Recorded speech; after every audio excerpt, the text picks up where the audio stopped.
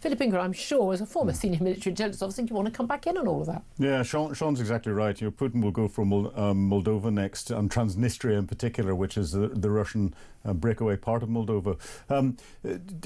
What came out in that is, and Sean didn't quite mention, is the Ukrainians are stepping up hugely when it comes to their own domestic manufacturing of military capability. Drones in particular. Drones that has been the big revelation of this war. And their cruise missiles. And the one thing that's holding them back is a lack of money. Their manufacturing capacity isn't at full tilt at the minute because it doesn't have the money to get all the components that it needs to get in. That's where Europe can provide a lot of support. And people will say, well, hold on a minute, why are we funding that war? What do you say to that? Why? No, we've got problems of our own. Because those problems will spill over into our own countries, and the very, very small amount of money that it's costing us would turn into huge amounts of money when Putin comes further. I don't know why we haven't just taken all those frozen Russian assets and just handed them over. Off you go. And people go, well, there's corruption in Ukraine. All countries have corruption at this level. All, particularly former Soviet Union countries. If you lived under socialism, corruption is the only way to function and to get ahead. So it's no worse there than anywhere. Exactly, and we're seeing Europe starting to come together, but it's so slow from a political perspective, and this is why decisions aren't being made to give lots of weapons and to seize the Russian assets and give those to Ukraine and everything else. Also, we've still got a load of Western nations in Europe still buying Russian oil and gas. Exactly, and Donald Trump's exploiting that to do even less, and that's the trouble. Yeah, but Donald Trump's making a lot of fair points. He's making some very fair points about it, but he's not only is he making fair points, but he's using it as an excuse. He should say, you have to stop this by this date, and we're going to up our level of support. I wish Donald Trump would give more funding, and I wish he would, and I don't think it's just a European war, but I also completely understand they have to save their resources for China and Taiwan. So. They've got other interests. This is a transcontinental country having to deal with this. Europe should be able to defend their own territory, and the fact that we can't, I think, is a bit of a giveaway that we have lost that battle. Can I just get to you some other breaking news? It emerged a little bit earlier that Nicolas Sarkozy, the former French president, has been found guilty in a case involving criminal conspiracy, in which he's conspiracy in a case related to taking millions of euros of illicit funds from the late Libyan leader Colonel Muammar Gaddafi. Paris Criminal Court acquitted him of all other charges, including passive corruption and illegal campaign finances, but he has been found guilty of the criminal conspiracy. He has just been, in the last few moments, sentenced to 5 years in prison and ordered by the court to be taken straight into custody. Bearing in mind, he's a wealthy man. He's married to Carla Bruni, a very wealthy woman from a wealthy family. Lovely house in the south of France, being close to it, not in it, obviously. The thing is, got to be honest with you, it is the norm that former presidents of France are found guilty of some sort of, I don't want to libel them all, but I'm pretty sure I don't think I can think of one who has not faced some sort of criminal charges involving something to do with money after leaving office, sometimes during the time they're in office. Yeah, clearly he didn't set the conditions to stop him from going from living in the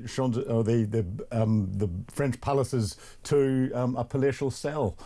Which your French president seemed to do. Well, Sarkozy claimed the case was politically motivated. He was accused of using the funds from Gaddafi to finance his 2007 election campaign. He was president of France until 2012. Did he donate any to the Labour Party? Behave. But the prosecution alleged that he promised to help Gaddafi combat his reputation as a pariah with Western countries. Mind you, Tony Blair was happy to work with that, shaking hands with him in the desert and all exactly. that. That said, think about Gaddafi, terrible, awful, terrible, ghastly human being, committed awful crimes, but nevertheless he did keep on top of the lunatic Islamic ideologues in his country, in the same way Saddam Hussein in Iraq. Yeah, exactly. That's you choose your enemy. But yet another French president dealing with that.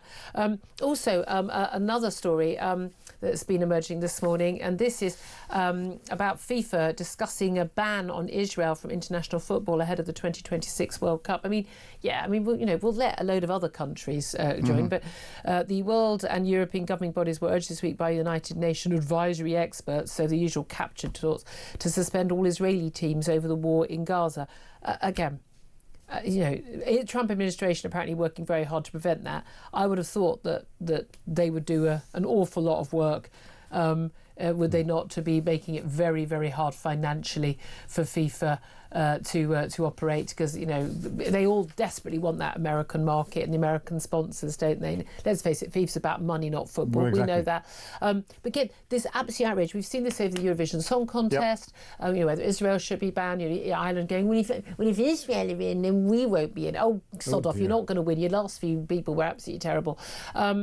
I have to say, if Israel's not in it, I won't watch it then. I mean, it's just, even the BBC sort of umming and ahhing about it. This, you know, this whole sort of, you know, banning of Israelis who've got nothing whatsoever to do with the Israeli policy in the war. But by the way, also, we don't seem to do the same thing with any other country that is involved in a war. There is not genocide in Gaza. Simple fact, there is not.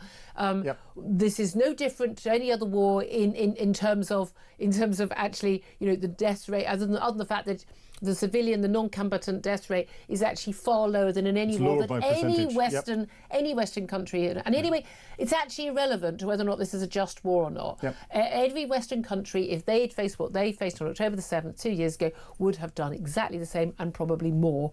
I find it extraordinary. I think this is very, very sinister. Just as we are in 1930s territories with Vladimir Putin, in you know, in terms of like, oh, just the Sudetenland then, oh, just Czechoslovakia. Oh, no, I'm sorry, guys, wake up to the threat from Putin, but also wake up to the threat in terms of the anti-Israeli agenda that is going across the world, that is being pushed. There is more behind this. It is very, very, very sinister, and it needs to be fought against. Oh, the Iranians behind it, Putin's behind it. You know, the Israelis have lost the information to men. They don't help themselves with what they're doing in the West Bank, and they need to wake up to that and sort that out, because then a lot of this would start to go away. No, it wouldn't. No, it wouldn't. I don't think it would. But Giorgia Meloni, the Prime Minister of Italy, has got it right. You know, we're not going to recognise a Palestinian state. We're not going to do any negotiations until all the hostages Hamas released, lay down their arms. Hamas lay down their arms and everything and they accept the right of Israel to exist. Yeah, exactly. Get rid of the. It's almost like she actually knows what she's talking about, as opposed to our Prime Minister and Macron and Marconi going,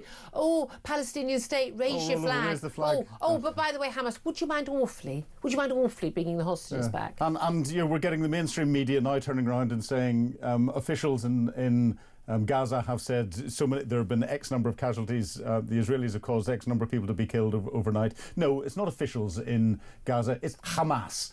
And people need to start calling it out as it is. We need to get rid of the flowery language and call it out. We really try here, but I feel like we are a voice sort of drowning in an ocean of lies. And the BBC, I think, are the major. I don't believe for a nanosecond that the war reporters and the senior correspondents and editors at the BBC don't know that what they're doing is a lie. It is a lie. Sue me. I mean, seriously, what you're doing is a lie. You're perpetrating a lie on the British people. The groupthink that's in the newsrooms, genuinely terrifying. BBC, Sky, and elsewhere is terrifying, because they do believe what it is that they're reporting. But they couldn't possibly. But again, it's like all these mass shootings of people, and they go and get aid from the Gaza Humanitarian Foundation, and yet there's never been. They report them as if they're fact. There's never been any pictures. No one. 1.5 million mobile phones, never captured one. Not one. Come on, give me a break. So much of what you're seeing of Gaza is staged. It's a lie. People in Gaza are facing a terrible time, and yes, people are dying, children included. Yeah, that's called war, folks. I hate to tell you, and I'm really sorry that anyone is dying, but there's a really simple solution. Hand back the hostages, Hamas lays down their arms, accept the right of Israel to exist, and it goes away like that. It goes away like that. I've been throwing the same challenge out for well over a year, suggesting that people should try and find a video of a Hamas fighter been taken into the destroyed hospitals. They're all working hospitals. 23,000, we believe, have died. By the way, all the hospitals were destroyed. Yes. And now all the hospitals are not destroyed, but they're looking after people. I can't. But then they get destroyed again. You know, each hospital's been rubbelised. I think the Americans say half a dozen times. I genuinely, people go, "Oh, you're Israel shill." I mean, I'm not. I'm just.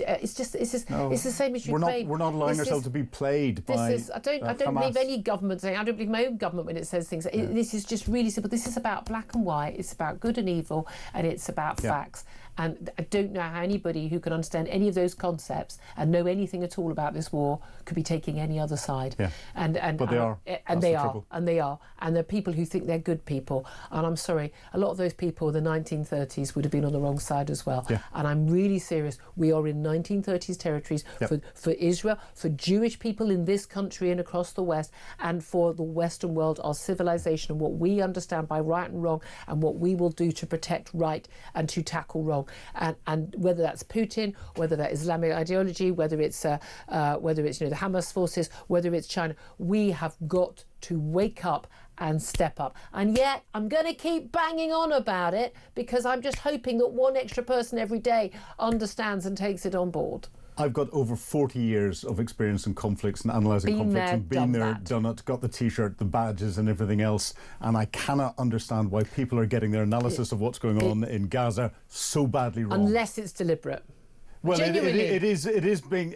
people are falling for disinformation deliberately fired at them, and they're too naive to sit up and go, But I don't think BBC war correspondents are too naive. No, they're not.